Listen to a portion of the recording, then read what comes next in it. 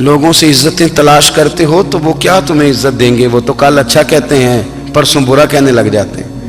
لوگوں کے سامنے گڈ بک میں آنا چاہو گے تو وہ تو سویرے تمہارے بارے میں کچھ کہیں گے، شام کچھ اور کہیں گے۔ اپنی روحانی زندگی آباد کریں، اپنے مسلح کو وقت دیں، اور دنیا سے چھپ کر، اس موبائل کو بند کر کے، اور اپنے آپ سے بھی چھپ کے اور تنہا ہو کے، چھپا کے سارا کچھ اپنے آنسو اپنے رب کی بارگاہ میں پیش کریں، اس کے حضور حاضری دیں۔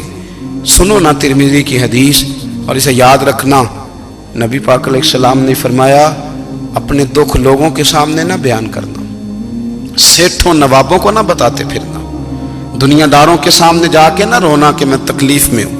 فرمایا اگر دنیا داروں کو دکھ بتاؤ گے رب تمہیں کبھی غنی نہیں کرے گا۔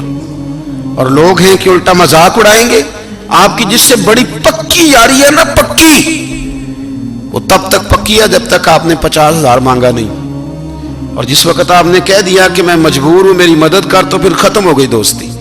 لوگوں کی تعلقات آپ کے ساتھ تب تک ہیں جب تک آپ ان سے کوئی ضرورت وابستہ نہیں کرتے۔ کریم محبوب فرمانے لگے بندوں کے سامنے دکھ نہ بیان کرنا، اللہ تجھے کبھی غنی نہیں کرے گا۔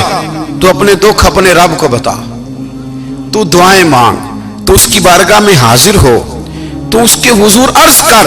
فرمایا اپنے دکھ اپنے رب کو بتا، وہ جلدی کرے یا دیر سے کرے تجھے ساری دنیا سے بے نیاز کر دے گا، تجھے کسی کا محتاج نہیں رہنے دے گا۔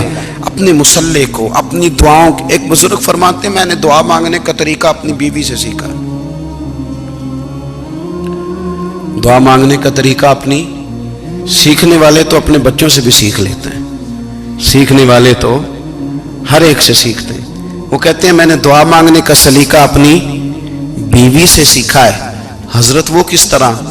فرمانے لگے میری بیوی نے نا مجھے کوئی کام بتایا، کچھ پیسوں کی ضرورت کے لیے کہا، تو میں نے اسے کہا کہ بھئی ابھی میرے پاس نہیں ہے، کچھ دنوں میں آتے ہیں تو میں دے دوں گا۔